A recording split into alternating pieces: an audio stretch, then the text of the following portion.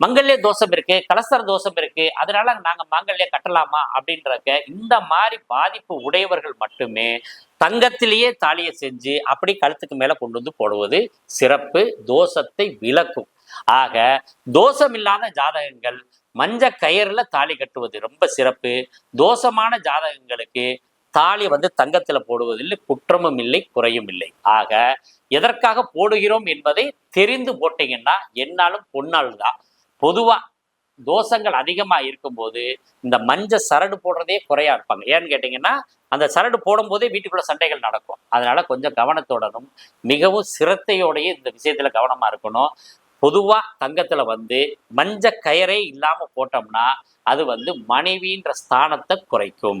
நண்பராகவோ அல்லது பார்ட்னராகவோ இருக்கிற மாதிரி அது ஒரு எண்ணத்தை தரும். அதனாலதான் நிறைய ஜோதிடர்கள் தாரதோஷம், கலஸ்தர தோஷம், மங்கல்ய தோஷம் இதெல்லாம் இருக்கும்போது தங்கத்திலே தாலி போட்டுக்கங்க, மஞ்ச கயிறு வேணாம் அப்படின்னு சொன்னதுக்கு காரணம். ஆக தோஷம் இல்லாதவர்கள் மஞ்ச கயிறுல தாலி கட்டுவது நல்ல சுபிச்சத்தையும் நல்ல தெய்வ கடாட்சத்தையும் கொடுக்கும்.